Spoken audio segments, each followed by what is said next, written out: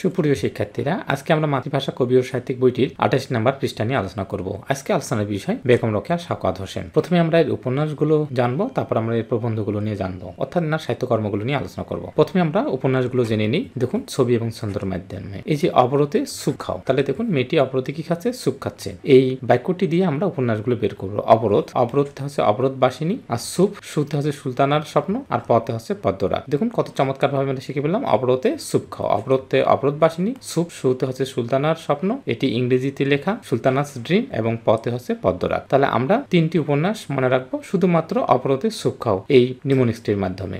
এবার আমরা তার প্রবন্ধ সমূহ আলোচনা করব। দেখুন এগুলো কিসের ছবি? এগুলো হচ্ছে ডিমের ছবি। তাহলে ডিমের মাধ্যমে আমরা প্রবন্ধ সমূহগুলো বের করব। ডিম দিতে হচ্ছে ডিলসিয়া হত্যা, আর মতে হচ্ছে মতিচুর। তাহলে ডিম দিয়ে আমরা কি পেলাম? ডিতে হচ্ছে ডিলসিয়া হত্যা এবং মতে হচ্ছে মতিচুর। মতিচুর হচ্ছে তার প্রথম গ্রন্থ। আরেকটা তথ্য আমরা মনে রাখবো, বেগম রোকেয়ার শেষ রচনা হচ্ছে নারীর অধিকার। আর এই চমৎকার কৌশলগুলো আমরা নিয়েছি আমাদের মাতৃভাষা কবি ও সাহিত্যিক বইটি থেকে। এটি অসাধারণ বই। যে বিষয়গুলো আপনি মুখস্থ করে মনে রাখতে পারতেছেন না, সেই বিষয়গুলো খুব সহজভাবে এখানে সাজানো হয়েছে ছবি এবং ছন্দের মাধ্যমে। আশা করি বইটি সংগ্রহ রাখবেন, উপকৃত হবেন। আজকে এই পর্যন্তই। সবাইকে অসংখ্য ধন্যবাদ।